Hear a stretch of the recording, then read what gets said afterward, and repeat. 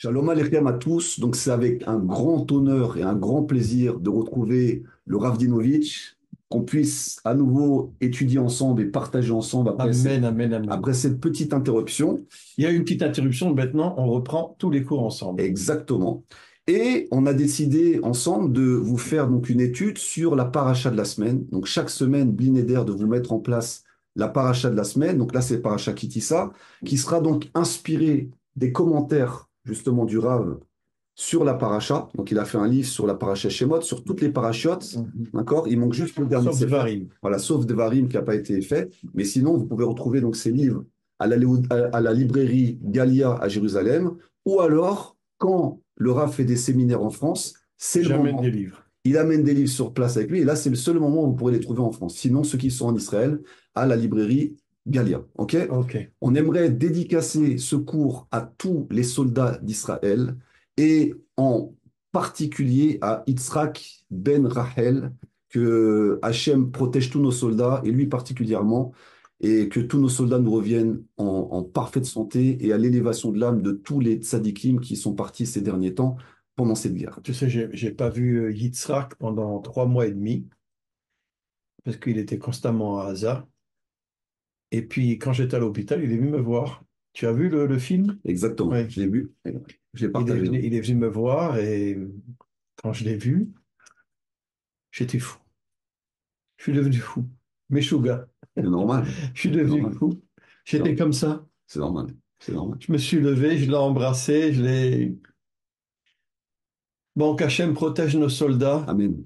Amen, Amen. amen, ve Amen. amen. Parce qu'on ne se rend pas compte de tous les pères de famille, comme le Rav ou les mères de famille, qui ont leurs jeunes, c'est des jeunes, 18, 19, 20 ans, 21 ans, 22, qui sont au front, qui savent pas véritablement Mais ce qu'ils tous les font. jours, il y a des soldats qui tombent. Et tous les jours, il y a des soldats qui tombent, les parents sont dans l'inquiétude, ne savent pas si leurs enfants vont revenir, vont pas revenir. Donc Hachem véritablement les protège tous et qu'ils soient tous protégés de manière miraculeuse. Et je vous invite à lire des Télim pour tous les soldats, parce que ça aussi, c'est un énorme bouclier pour le Ham Oui, si Israël. les gens lisent les Télim, ça protégera les soldats. Exactement, que vous passiez à chaque fois dans vos télim pour le Ham Israël et les soldats Allez, d'Israël. vas-y. Donc on va commencer, donc je lis un petit peu le début.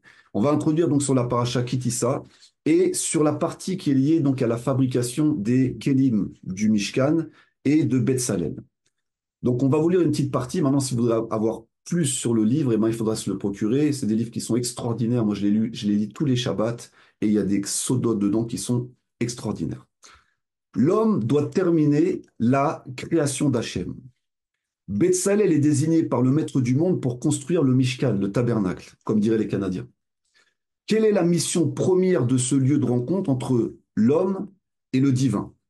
Ces réflexions vont nous conduire à éclairer l'un des messages les plus éblouissants de la Torah, la place prééminente octroyée à l'homme dans le parachèvement de la création. Donc, ça, c'est des cours que vous avez souvent fait. Vous avez bien expliqué que Mhm.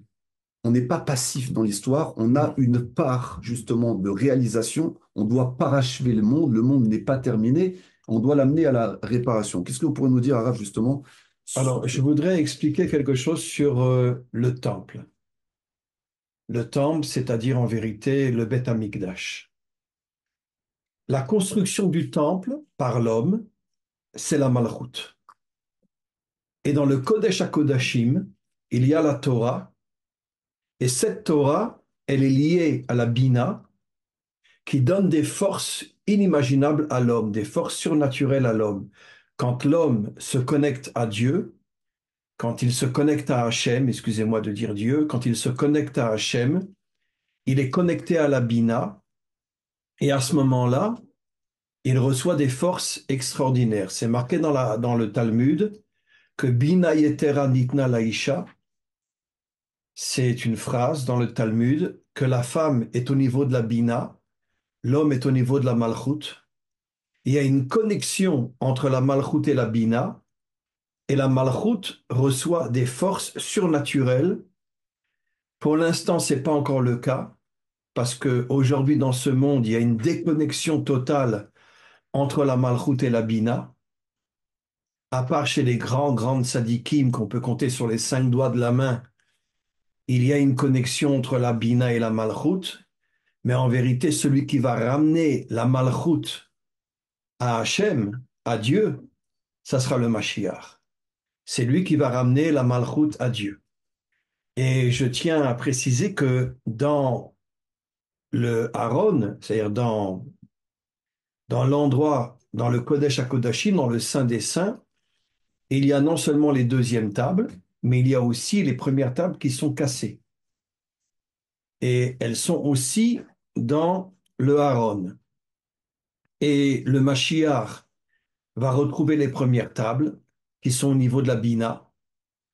Et à ce moment-là, pas seulement Israël, mais les 70 nations adamiques recevront des forces inimaginables.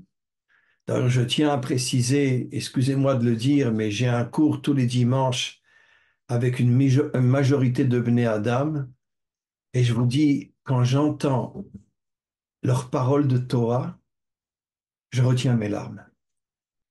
Je retiens mes larmes parce que ce sont les gens avec qui étudient tous la Torah, et j'avoue que ils disent des choses, mais inimaginables, des choses d'une force, d'une beauté inimaginable. Et c'est la raison pour laquelle je dis que de toute façon, les Bnei Adam sont des descendants d'Adam et Ève, Adam et Chava, et il y aurait une unité absolument incroyable entre le troisième temple et entre Israël et les Bnei Adam. Je tiens à préciser que les deux premiers temples étaient surtout juifs, mais le troisième temple sera universel. Bien sûr. Ça sera un temple universel où pas seulement les 70 nations adamiques viendront à Jérusalem, mais aussi d'autres peuples qui ne sont pas forcément des descendants d'Adam et Ève, mais qui sont des gens bien. N'oublions pas que le Mashiach va monter une armée pour se battre contre tous les méchants de ce monde. La majorité de ces soldats seront des Bnei Adam, parce que c'est 70 nations adamiques, alors que nous, on est une toute petite nation. Et, et il va chasser tous les méchants de ce monde. Et après, il va créer l'unité entre les peuples et entre Israël et les nations. Les religions vont complètement changer. C'est marqué dans le Zohar. Le catholicisme, le protestantisme, l'islam, même le judaïsme va changer complètement. Et finalement, le seul dirigeant de ce monde, ça sera Hachem. Bien sûr. Alors, Voilà. par rapport à ce que vous avez dit, Arav, il y a plusieurs choses. Vous avez parlé de Bina, de Malchut, vous avez parlé de déconnexion. Mais il y a un exemple, vous m'avez emmené sur le kéver du roi David. On sait que dans l'endroit où on voit le soi-disant kéver du roi David, c'est pas là où David, au final, repose et les rois reposent. Oui. Les rois reposent, au final, dans la cour de l'église. Et là, c'est là qu'on voit justement la déconnexion entre la Malchut, parce qu'on sait que David représente la Malchut. Bien sûr. Malchut, ça veut dire la royauté. Ben, tu sais que quand tous les dirigeants des 12 tribus sont venus dire à David, viens régner sur notre peuple. Et David a refusé. Il est parti pendant quelques années à Hebron pour se connecter à Abraham, Yitzhak et Yaakov, parce qu'il savait que c'était les racines d'Israël, et il voulait se connecter aux racines d'Israël pour recevoir des forces surnaturelles. Et seulement au bout de quelques années, il a décidé de revenir à Jérusalem pour devenir le roi d'Israël. Alors, et c'est justement par rapport à ce que cet endroit où vous m'avez emmené, comment c'est possible que David n'ait pas un endroit, un kéver qui soit fait pour lui? Pourquoi on a déplacé le caveau? C'est-à-dire qu'on a déplacé la Malchut. La Malchut, c'est vraiment la royauté d'Hachem. Et au final, là, l'endroit, le kéver est vide. C'est comme si c'était une Malchut vide, comme aujourd'hui. La Non, royauté. David est dans ce kever, mais malheureusement, ce kever est dans l'église arménienne. C'est ça que je veux dire. C'est-à-dire que Mhm. le kéver qu'on nous présente comme le kéver du roi David, en dessous, il n'y a rien. Mais par contre, dans la cour de cette église, là, reposent les rois d'Israël et il n'y a rien. C'est-à-dire, c'est vraiment, il y a un mur au-dessus, il n'y a rien au-dessus. Oui, oui. Et donc, on se rend compte comment la malchoute, elle a été déconnectée. La deuxième chose que vous avez dit qu'il y a ce couple. Il y a ce couple, c'est la reconstruction du couple. Et on sait que Israël et les nations sont un couple. Israël est la partie masculine de ce couple, Voilà. Et les 70 nations sont féminines. sont féminines. Donc, quand vous me Il dites y qu'il y aurait a... une unité Exact. inimaginable entre Israël et les 70 nations adamiques. Alors, justement, quand vous me dites que les Bnei Adam, les nations, ont cet amour pour la Torah, c'est parce que des rabbinim comme vous, comme d'autres rabbinim, ont commencé aussi à enseigner à transmettre une Torah qui soit universelle et que les nations aussi sont capables de recevoir, donc d'être ensemencées par la Torah de bien certains sûr. rabbinim qui commencent à se voir. C'est pour ça aussi que les nations écoutent beaucoup de cours de Torah, beaucoup de rabbinim en ligne, grâce à Internet aussi, et peuvent aussi retransmettre cette Torah, être Bien retravaillée, sûr. parce qu'on sait que la femme, quand elle reçoit l'ensemencement de l'homme, elle multiplie la semence Elle donne la et vie. elle donne la vie. Voilà, L'homme ne exactement. peut pas donner la vie. C'est la femme qui donne la vie. Exactement. C'est la femme qui donne la vie. Et c'est pour ça que la femme est connectée au Etz Achaïm. Et alors, j'aimerais, Raph, qu'on continue un petit peu sur le début, justement, de vos commentaires Bravo. sur la paracha Kitissa. Donc, Betsalel, l'élu d'Hachem. Le début de la paracha jusqu'au récit de la Chet Haregel, de la faute du veau d'or, reprend et achève les instructions concernant la construction du Mishkan. Nous sommes au chapitre 30 du livre de Shemot, verset 18. Tu feras un bassin de cuivre et son support sera aussi de cuivre pour les ablutions. Aaron et ses fils y laveront leurs mains et leurs pieds. Ce bassin était situé entre l'autel extérieur Bien sûr. et l'entrée de la salle. Bien sûr. Au verset 22 et 23, il est question de l'huile d'onction qui consacrait les hommes Mhm. et les ustensiles pour les rendre aptes à la Vodat Hashem et au Mhm. service du temple. Donc l'huile d'onction, c'est pour ça qu'on dit Mashiach. L'huile d'onction, c'est oindre. Une onction, c'est Mashiach. Ben, à l'envers, Mashiach, c'est Shem Chai. Chai, Chet, c'est la Chochma, et le Yud, c'est le Keter, qui s'unissent à la Bina. Donc le nom de la vie. D'ailleurs, si tu prends le Kaf de Keter, le Chet de Chochma et le Bet, ça fait 30. Et dans les Pirkei Avot, c'est marqué que la Malchut, elle a 30 niveaux, Elle a 30 degrés. 30 degrés. Razak. Alors là, on se rend compte que donc il y a cette huile d'onction qui est fabriquée. D'ailleurs, il faut savoir que cette huile d'onction, elle a été mise de côté et cachée par Moshe Rabbeinu jusqu'au dévoilement du Mashiach. Cette huile d'onction, elle revient à Kadosh Baruch Hu. C'est lui qui la garde, qui la cache et il oindra le Mashiach à ce moment-là quand on la retrouvera. Et donc, ce n'est qu'au début du chapitre 31 que sera dévoilée l'identité de l'homme chargé de la direction des travaux de construction du Beth Amikdash, du temple, et tout ce qu'il contient. J'ai choisi Betsalel ben Uri de la tribu de Yehuda, verset 2, et son adjoint sera Oholiav, fils d'Aïsamar de la tribu de Dan. Donc là, on voit qu'il y a Yehuda d'un côté Bien et sûr, la tribu de Dan la de l'autre. tribu de Dan. Et Moshe interceptait les ordres donnés par Hachem, donc il recevait la Mhm. Et transmission, il les transmettait à Betsalel et Dan. et voilà, il les retransmettait à Betsalel et à Dan, sachant que Betsalel, n'oubliez pas que c'était un enfant, il avait 13 ans. En Mhm. Égypte, ils n'ont pas pu travailler justement. Oui, mais c'était un vrai guerrier. C'est un vrai guerrier, mais il n'a pas Mhm. appris justement l'art en Mhm. Égypte. Et là, il reçoit donc de Moshe, mais il reçoit aussi par le roi Kodesh, qui lui donne des œuvres de création qui sont extraordinaires, sachant que l'art qu'il y a dans le temple et dans le Mishkan, Mhm. c'est le summum de l'art humain. On ne peut pas trouver un art plus élevé puisque c'est un art directement divin. D'ailleurs, dans le mot Betsalel, tu as l'ombre. L'ombre. Betsalel. Bétar, Tu as bétar. l'ombre. L'ombre d'Hachem. L'ombre d'Hachem. Exactement. Ah, comment tu as trouvé une chose pareille? Ça veut dire qu'en vérité, que Hachem rentrait de la lumière dans Betsalel, Voilà. et cette lumière éclairait l'intérieur de son corps, et ça devenait un homme extraordinaire. Exactement. Pareil pour Dan aussi. Ils captaient, c'est-à-dire ils arrivaient à capter, en fait, de toute façon, on le voit chez les artistes. Les artistes, ils captent des choses. Ils captent, ils arrivent à capter certaines choses. C'est une forme de petite prophétie. Mais tu sais que en ce moment, pratiquement tous les chanteurs israéliens descendent avec les soldats pour chanter avec eux, Bien hein. sûr, bien sûr. Et Ça c'est leur donne des c'est- c'est forces. des chansons Ça les ravive, extraordinaires. bien Am sûr. Israël Chai, Bêta, bêta. Al Tira, etc. C'est des chansons extraordinaires que les chanteurs israéliens chantent avec les soldats. Alors, c'est ce que je crois disait le Gaon de Vilna. Il disait, si je m'occupais pas de la Torah, je m'occuperais exclusivement de la musique. Tellement c'est un niveau élevé. D'accord. Écoute, il y a une chanson, c'est à pleurer. Tu as trois Haridim, des Haridim qui chantent avec des soldats et qui embrassent les soldats. Razak.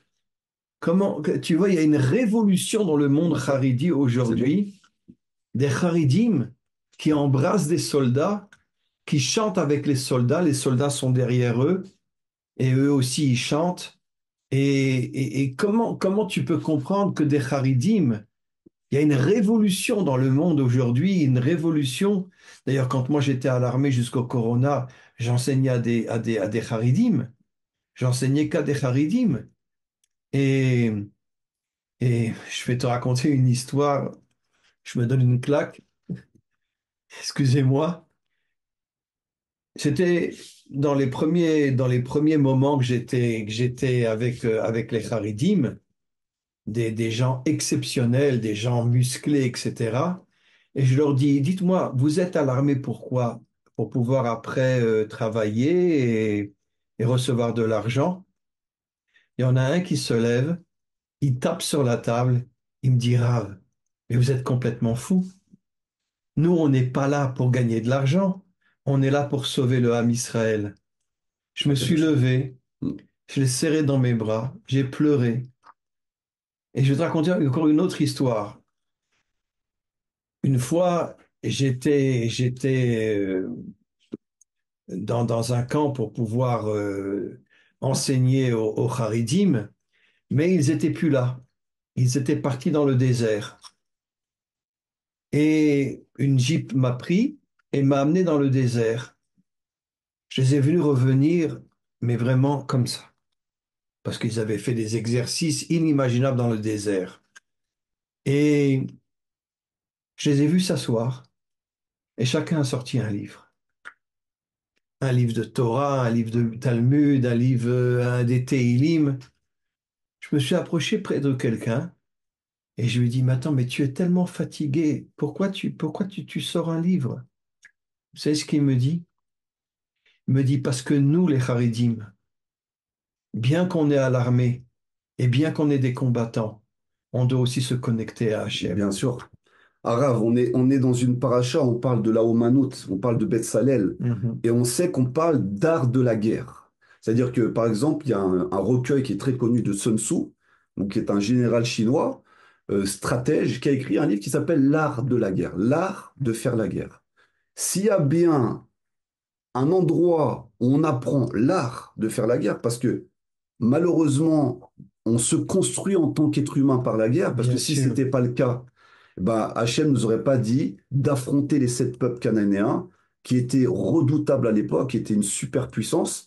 Si Hachem voulait absolument que le pacifisme, bah, il ne nous ferait jamais passer en tant que peuple par la guerre. Tu sais que le Zohar explique que tous ceux qui tombent, qui sont tués par d'autres personnes, ils montent, Bêta. ils sont à côté d'Hachem et ils préparent la venue du Bien sûr. Mashiach. Pourquoi? Parce que Ils préparent la venue du Mashiach. ces soldats-là qui aujourd'hui combattent Et après, il y avec aura la résurrection, ils vont revenir. Triataméti. Mais ces soldats-là, Raph, qui combattent, ils combattent pour la terre d'Israël, ils combattent pour sa reconstruction, ils combattent indirectement aussi pour le plan d'Hachem, parce que tout le monde n'en est pas conscient. Ceux qui ont fait les premières guerres d'Israël, la majorité, ils n'étaient pas pratiquants.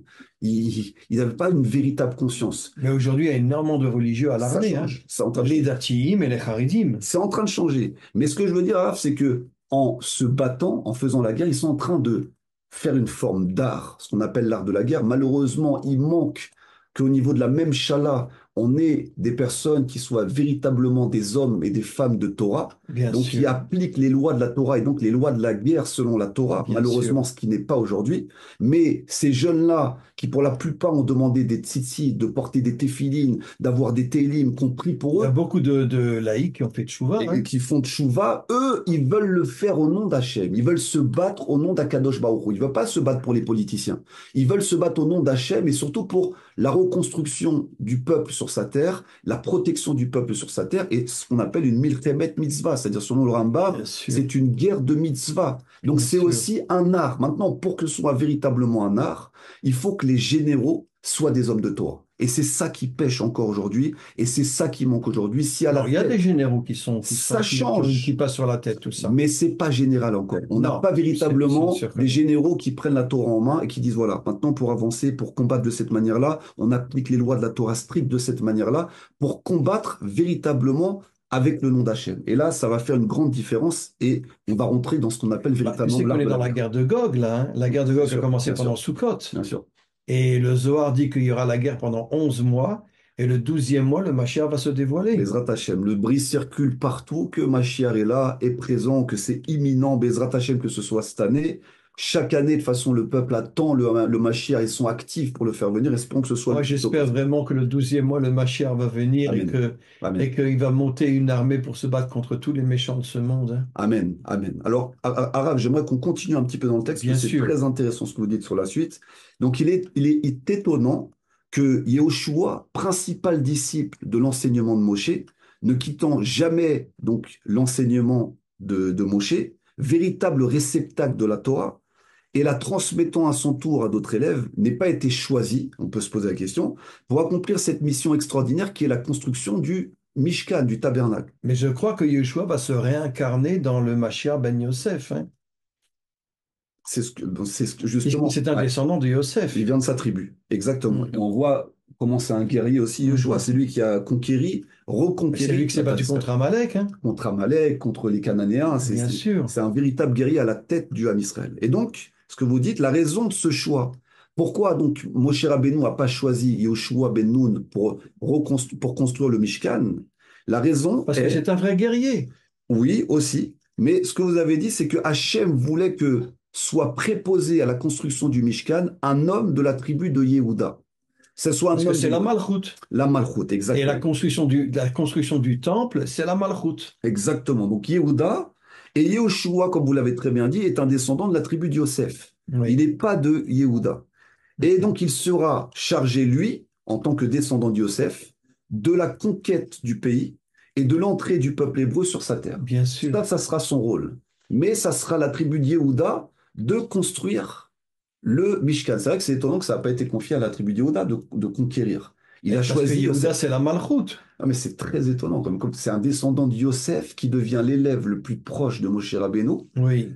et pas un descendant de Yehuda qui va faire la guerre. Et donc on voit que Mhm. la dimension, nous allons en parler après, de Mashiach ben Yosef, c'est de faire les guerres de reconquête d'Israël. Et c'est ce Bien à quoi on sûr. assiste depuis quand même plus de Absolument. 75 ans. Absolument. Donc c'est ce que vous dites après, nous Et retrouvons. n'oublions pas que, en vérité, que Hachem descend la Shrina, sa lumière, dans le Mishkan, dans le temple. Et en vérité, nos maîtres nous disent que Nitava, Kadosh Baruch Hu, Liotno dira Batartonim, que Hachem veut être dans le monde Gashmi. Bêta, dans la Aujourd'hui, matière, on ne le voit pas, bien sûr. mais le Mashiach va dévoiler sa lumière. Il n'y aura plus de nuit. Et dans le monde à venir, il n'y aura que de la lumière de Dieu, Dans qui est la la matière, Shrina, dans la matière, qui brillera dans dans le la ramor, matière. dans son âme. Il va Absolument. révéler Le que la Hamor, lumière. c'est la matière. Et c'est ce qui va révéler. Il va révéler, Mhm. comme vous le dites, que dans la matière, il y a de la lumière. Il y a une Bien sûr. grande lumière. D'ailleurs, la plus grande lumière sera au final dans la matière, dans ce monde-là, dans le Pour Malchut, avoir l'unité entre la lumière de Dieu et les la mondes matière. célestes. Alors justement, c'est ça que vous expliquez un petit peu après. Nous retrouvons ici l'allusion donc à Mashiach ben Yosef. Donc en parlant donc de Yeshua ben Nun, on parle de Mashiach ben Yosef et Mashiach ben David Yehuda, d'accord, Mhm. qui est Betzalel. La D'ailleurs, c'est délivrance, marqué dans l'un des prophètes que David et Yosef seront des amis absolument oui, incroyables. ils disent que il va recoller, reconstituer Absolument. comme deux bois qui se réunissent et n'en forment plus qu'un Absolument. seul, une malchute Ça me commune. fera qu'un seul bois. C'est quand même étonnant parce que ça ressemble quand même déjà un peu à ce qui s'est passé après le 7 octobre. On voyait qu'avant le 7 octobre, il y avait d'un côté le monde laïque et qui est très lié au monde un peu ashkénaze qui dirige la Oui. même chala de ce monde. Mais ils Et sont tous fait massacrer. c'est vrai, mais quand même, après, il y a eu quand même une unité du peuple. Mais pourquoi les soldats ne sont pas venus? J'arrive pas à comprendre. Parce que n'oubliez pas qu'on a à l'intérieur de chez nous le RF. Donc, à Oui, l'intérieur de chez nous, vu qu'on a le RF, tu as il y a raison. des infiltrés chez nous qui ont fait en sorte que ça puisse se passer de cette manière-là. Et dans tous les postes les plus haut placés d'Israël, on a des infiltrés du RF qui ont permis et qui ont collaboré à tout ça. Tu sais, je m'excuse de le dire, je l'ai déjà dit, mais au quatrième étage, on a des Américains qui parlent très très bien l'hébreu. Et leur fils était justement, le 7 octobre, il était là-bas. Et il a reçu une grenade. Il a perdu son bras. Et ils l'ont pris, ils l'ont amené à Gaza. Ouais, on voit sa photo partout. Mettre sa Oui, photo partout à oui, oui, Jérusalem. oui. Donc c'est ça, il y a eu une forme de sacrifice. Et là, justement, on est dans la paracha de Kitissa, la paracha du Vaudor. Il faut aussi quand même reconnaître que le 7 octobre, le jour de Simchat Torah, il y avait quand même une grande statue en or du bouddhisme. Bien sûr. Et ils étaient en train de danser autour de ces statues en or au lieu de danser autour de la Torah. Mais Donc on bien voit aussi sûr. que c'est quand même un rappel de la faute du Mais parce Vaudor. que les Juifs, en tant qu'esclaves, étaient des idolâtres. Donc c'est Et c'est ça. Moshe qui les a ramenés à la Torah. Donc en fait, l'assimilation à la démocratie, c'est une idolâtrie qui fait qu'une grande partie de notre peuple, indirectement, pas forcément en étant conscient parce qu'ils n'ont pas de Mais connaissance bien de la sûr. De toute Torah, façon, tous les catholiques sont des idolâtres puisqu'ils se complètement. prosternent devant des statues. Mais même dans le peuple, c'est-à-dire que vous vous rappelez cette vidéo de cette femme à la Knesset que je vous ai montrée, qui expliquait que Oui, oui, oui. on n'a pas appris à une grande partie des Israéliens, ce qu'était la Torah, leur Bien histoire sûr. torahique, la beauté, la sagesse de la Torah. Donc on les a maintenus exprès dans cette idolâtrie, dans cette assimilation, et ça s'est révélé le 7 octobre, même si les jeunes qui ont dansé autour de ces statues n'étaient même pas conscients de ce qu'ils étaient en train de faire. Mais sur la terre d'Israël, c'est une grande forme d'idolâtrie qui ressemble à la faute du veau d'or quand Mais Moshe bien sûr. redescend et qui voit le peuple en train de De danser. toute façon, les laïcs sont des idolâtres. C'est ce que j'appelle moi le Ouais, culte de ouais, la bien sûr, matière. bien sûr, La débauche, bien la sûr, corruption, l'idolâtrie, bien sûr, etc. bien sûr. Alors justement, qu'est-ce que vous dites sur Mashiach ben Yosef et Mashiach ben David? La Géoula Shelema, donc la délivrance finale du peuple hébreu, ne se fera pas en une fois, mais en deux phases distinctes. Absolument. Il y D'abord, aura il y aura Mashiach ben Yosef et après, il y aura Mashiach ben David. exactement ce que vous dites. Il y aura d'abord la conquête et la reconstruction terrestre du peuple hébreu, ce qu'on a vu, le retour Mhm. d'Israël, la déclaration La d'indépendance, Teshuvah la d'Israël. teshuva, l'armée, le commerce, Mhm. le développement d'une véritable Et la nation, propreté d'Israël surtout. et oui, bien sûr, exactement, et le travail. Mais, comme vous dites, il y a Mhm. d'abord la construction matérielle, donc ça explique Mais la de toute façon, teshuva, Yosef, c'est le Yesod. pétard, Et les le fondations. Yesod, c'est la pureté sexuelle. Exact, Ça veut exactement, dire qu'en vérité, tout le travail de Yosef, c'est de ramener tout Israël vers la pureté sexuelle, exactement. de ne pas tromper sa femme, etc., etc. Exactement, aussi ce que vous avez dit, c'est-à-dire Yosef, c'est aussi la dimension matérielle, c'est-à-dire Yosef, c'était celui qui a levé Mais il se l'Égypte connecte à la à la matérialité. matérialité, il lève la Il se matérialité, connecte à la Yosef. Malchoute. Il se connecte. Et la Malchoute, le rabbi de Lubavitch dit que la Malchoute va monter, monter, monter jusqu'au Keter. Elle va recevoir la couronne, parce que le Keter, c'est la couronne, et après, elle va revenir vers Hachem. Pour Exactement, l'instant, la Malchoute n'a pas de couronne, puisqu'elle est entre les mains des méchants. exactement, et c'est ce que vous dites justement. Quand vous dites que, donc nous comprenons pourquoi, donc Mashiach ben Yosef, ok, mais deux phases distinctes. Donc il y aura d'abord la conquête et la reconstruction terrestre et nationale du peuple sur sa terre, Mhm. la transformation du peuple assimilé, exilé en nation, du point Mhm. de vue politique, social et économique, c'est ce à quoi on est en Absolument. train d'assister, par le Mashiach ben Yosef, qui va activer tout ça. Mhm. Puis, la construction spirituelle et morale de cette nation revenue sur sa terre par le Mashiach ben David. Et ça, c'est ce à quoi on est en train d'assister, toutes ces grandes Mais phases, ces vagues de pourquoi Tchouva. le Mashiach l'appelle Mashiach ben David? Parce que David va se réincarner dans son Nefesh. Le Nefesh, c'est l'action. Et tout le travail du Mashiach, ça sera l'action de se battre contre tous les méchants de ce De monde. se battre et en même temps de ramener le peuple d'Israël à la À tchouva, la à Tchouva, la bien Torah, sûr. c'est-à-dire Bien agir, sûr. faire les mitzvot, parce qu'une mitzvah, c'est une action, à Mais faire les tout Israël commandements. va faire Teshuvah. Enfin, je parle pas des Erev Rav. Je parle des Juifs authentiques qui vont faire Teshuvah. Alors justement, c'est une question que j'aimerais vous poser. J'ai entendu plusieurs réponses sur ce sujet-là, mais pour vous, est-ce que le RF Rav a une capacité de faire tchouva? Non. Le Erev Rav, c'est pas des Juifs. Ouais, Le d'accord. Erev Rav, c'est pas des Juifs. Ok, mais on a Et vu. ce sont pas des Bnei Adam. Oui, voilà, c'est ça. Mais Ce sont des monstres. ok, Tu sais que je vais te raconter une histoire qui est marquée dans le Zohar. Pendant 130 ans, Adam s'est séparé de le Ève. savoir. Ok, Et tous les jours, Lilith rentrait dans sa chambre. Elle avait un corps humain, mais c'était un démon. bien sûr. Et elle a mis au monde des milliers de démons. Le RF Rav, Hitler, c'était un bien démon. sûr. Et donc, ça veut dire que ce monde est rempli de démons. Aujourd'hui, beaucoup d'hommes ne veulent pas le croire, ne veulent pas accepter ce que je dis. Mais sachez, mes amis, que ce monde est rempli de démons. Bien sûr. Bien sûr. Donc vous pensez, selon vous, que le RF Rav peut pas faire tchouva. Alors la question que je me pose, que je vous pose, c'est pourquoi Moshe, alors, il a voulu les sortir? Ça, Non, il a sorti les Bnei Adam. Ah, c'est-à-dire que C'était dans pas le... du Erev Rav. Alors, ah, ok, d'accord. Ça, c'est important, cette notion-là. Il a Ok, sorti tous les Bnei Adam Razak. qui étaient esclaves en Égypte. Mais parmi eux, c'est mélangé le Erevra, Mais qui est rentré. après, Ok. les chefs, Paro a mis à la tête des Bnei Adam les enfants de Bilham, et à ce moment-là, beaucoup de Bnei Adam sont devenus du Erev Rav. Ok, d'accord. C'est-à-dire qu'il y avait une partie des nations, en fait, qui devaient sortir avec Moshe, qui étaient des Bnei Adam, qui allaient respecter les lois noachides et recevoir les Bravo, lois noachides. bravo. Mais parmi eux, des gens du Erevra, donc des magiciens, des sorciers qui étaient descendants de Bilam, de Pharaon, tout Bien ça, se sûr. sont infiltrés pour pas lâcher leurs fidèles. Non, je fais exprès d'utiliser ce mot-là. Pas lâcher leurs fidèles. Et de l'intérieur, au final, venir amener le veau Ben, d'or. Israël aussi, et la majorité des Juifs ont dansé autour du veau d'or.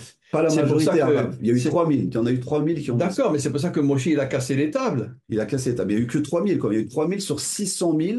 Il y en a Mhm. 3000 qui ont participé activement à la faute du veau d'or. Le reste est resté passif. D'accord, tu as raison. Et après, Moshe a demandé à qui veut me suivre pour liquider ce qu'on fait, cette idolâtrie, Mhm. qui s'est porté tout de suite garant les Lévites. Mhm. Le reste d'Israël ne s'est pas porté garant. Ils étaient encore dans le doute. Mais ils ont pas, Absolument, en fait, ils ont, ils ont collaboré, mais passivement. Ça, ils n'ont rien dit. absolument. Ils sont restés passifs. Tu as raison. 3000 ont été actifs vraiment, ont été Mhm. influencés par les rêves raves et se sont complètement plongés dans l'idolâtrie.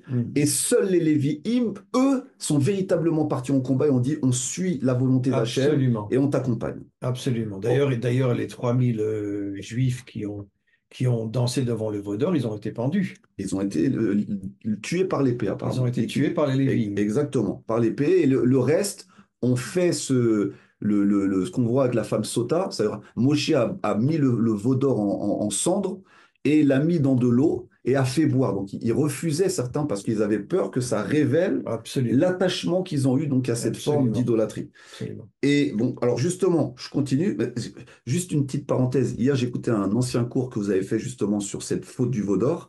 Et vous expliquez qu'en fait, qu'est-ce qui a été le moteur de cette faute du veau d'or? C'est l'imagination.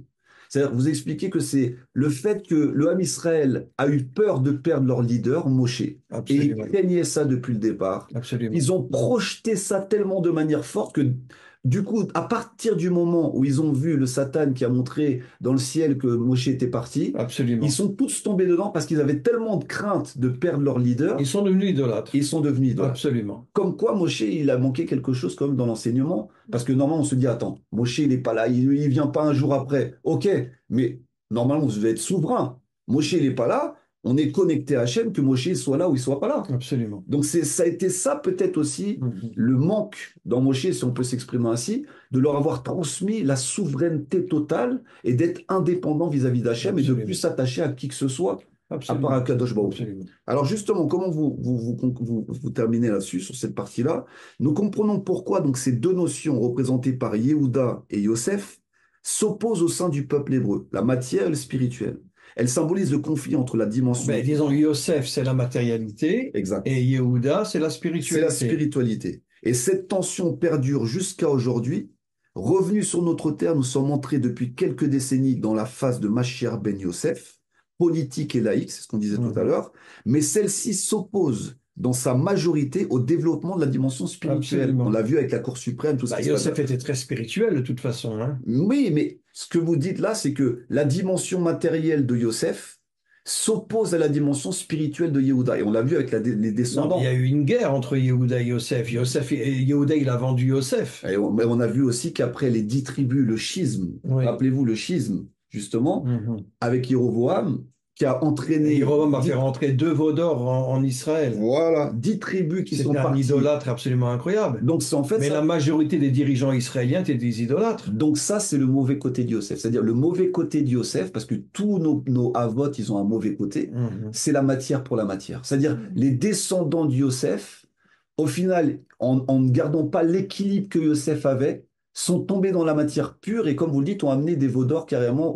Absolument. à Jérusalem. Et il y a eu ce schisme-là et les 10 tribus Ben, ne sont pas Jéroboam était un connectées. descendant de Yosef, je Oui, c'est crois, pour hein. ça, oui, c'est un descendant de Yosef, Absolument. des enfants de Yosef. Et il a amené l'idolâtrie dans le peuple juif. Il a fait tomber des millions de juifs. Exactement. Donc c'est en fait Mhm. c'est cette faculté à tomber complètement dans la matière.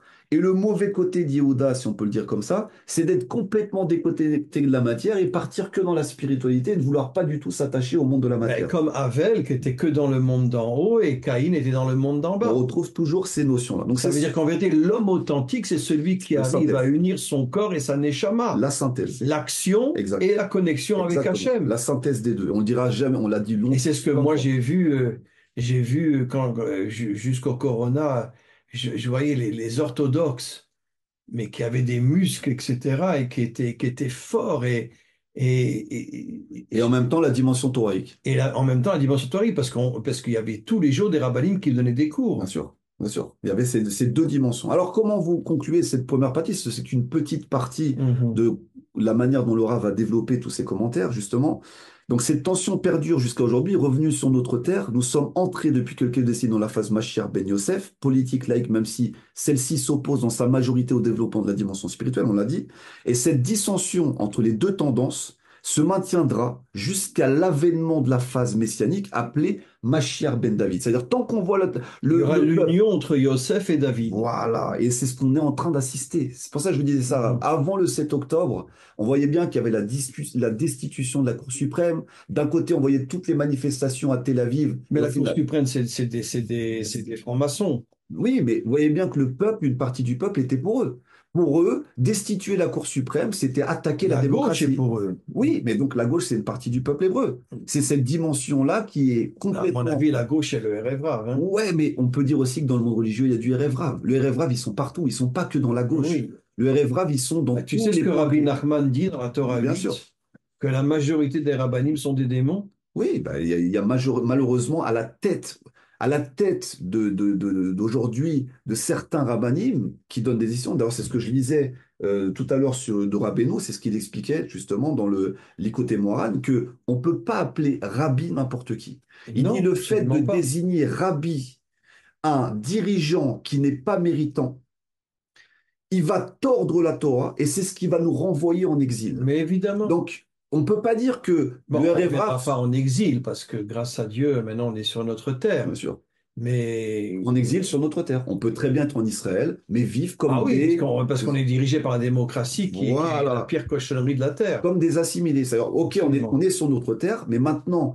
c'est ce que justement vous venez de conclure, la dimension d'Yehuda, c'est que on vive, ok, maintenant on est revenu, on a une nation, on a une armée, on est établi en tant que nation sur cette terre. Maintenant, pour sortir de l'assimilation, il va falloir dévoiler maintenant dans toute la nation Absolument. la partie thoraïque, tout en gardant l'accès à tous ces leviers Bah, tu sais, politiques, le militaires. Zohar dit que pour l'instant, on n'étudie que l'extériorité des secrets, mais dans le monde à venir, on étudiera l'infini des secrets de la Torah, qui est l'infini de Dieu. Alors justement, est-ce que cette huile d'onction du Mashiach, parce qu'on sait très bien que c'est toujours codé, alors c'est pas juste mettre une huile sur la tête du Mashiach, Oui. est-ce que cette huile d'onction, ça serait pas justement la Yechida? C'est-à-dire que Mais l'huile, bien c'est la sûr, connexion justement à des niveaux de mais compréhension qu'on n'a jamais vus. bien sûr que l'huile, elle représente le Kéter, Ok, donc, puisqu'elle est sur la tête, c'est la couronne. ok, donc l'huile, c'est vraiment un accès. Et on voit qui avait accès à cette huile, c'était le Kohen Gadol, Bien qui sûr, allait dans le Kodesh HaKodashim, donc il devait recevoir une bien connexion sûr. extrêmement élevée pour pouvoir pour pouvoir rentrer dans le Kodesh HaKodashim, et le Mashiach, qui lui va devoir se confronter, comme vous l'avez dit, Absolument. aux armées de ce monde, au Tu sais gouvernement de que ce le monde. Talmud dit que le Mashiach, quand il va se dévoiler, il va être pris par les laïcs israéliens, il va être mis en prison, il va être torturé, Ça m'étonne pas. Parce que il va être ça torturé. m'étonne pas, parce que justement, si une partie du monde israélien travaille pour le RF Rav Mais bien et sont sûr, avec eux, mais bien bah, sûr. c'est sûr qu'un Mashiach qui va dire maintenant on ramène tout le peuple à faire la Mais volonté ils vont le d'Hachem, torturer à mort. c'est sûr qu'ils vont essayer de pas le. Ils Mais vont après, de il pas va le se faire. connecter à la Bina, il va sortir de la prison, il va monter une armée. Donc c'est toute l'histoire de Moshe. Bien L'histoire sûr. de Moshe. On voit bien que Moshe, ou même Yosef, Yosef aussi a été en prison. Moshe a été en prison, Yosef a été en prison. Moshe il a été emprisonné au moment où justement Datan et Aviram, donc la religion et le Et je vais pouvoir, ils ont t'expliquer que dénoncé. Moshe n'a jamais épousé une juive, hein. Ouais, il a toujours Moshe été. a épousé deux convertis, une africaine Et une de Midian, et une de Midian, l'Arabie Tzipora. Saoudite. L'Arabie Et Saoudite. pourquoi? Le Zohar dit parce qu'il voulait la connexion entre les Bnei Adam et Bien Israël. sûr, c'est toute la de toute façon, c'est la mission, selon, pas nous, hein, c'est pas nous qui le disons, Mhm. selon Ishayahu, le prophète Isaïe, Mhm. la mission numéro un du Ham Israël, c'est de faire entrer les nations dans l'alliance. Mais bien sûr. C'est écrit texto dans Isaïe. C'est comme ça. Écoute, je vais te dire, moi, tous les dimanches, je me répète, mais je donne un cours à la majorité des Bnei Adam, mais tu ne peux pas imaginer la puissance. Ils étudient tous la Torah. La puissance de ces gens-là, c'est... C'est extraordinaire. D'ailleurs, donc, si vous voulez étudier avec le Rav Dinovitch, vous avez toujours le groupe Rai qui est en place, c'est Oui, ça? si vous voulez vous joindre au groupe Rai, on vous joindra au groupe Rai. Vous vous connectez directement sur ce site, vous tapez ravdinovitch.tv si je me rappelle bien, et vous verrez dessus, il y a les formulaires d'inscription Voilà. pour assister justement à ces cours avec des Bnei Adam pour échanger avec lui directement. Et je vous invite également, bon, pour ceux qui ont la chance d'être en Eretz Israël, c'est pour ça qu'il est temps de monter, les amis, de vous procurer ces livres. Donc il y a toute une collection, il n'y a pas que chez moi.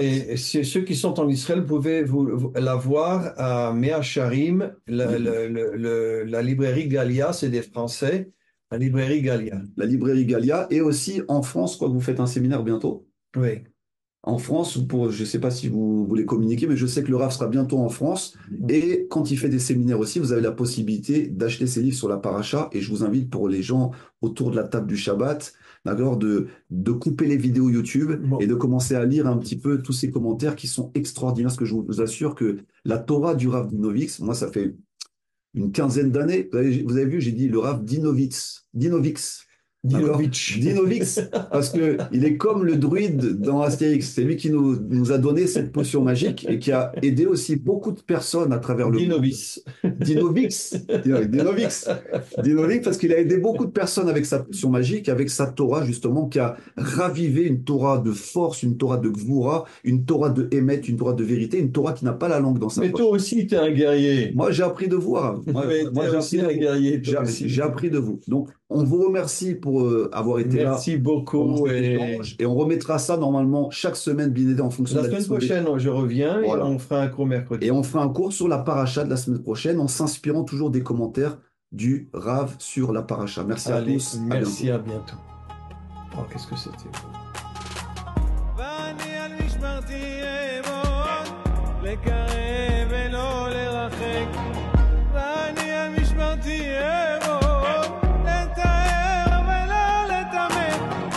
ואני על משמרתי אעמוד, לקרב ולא לרחק. ואני על משמרתי אעמוד, לאחד ולא לפרק.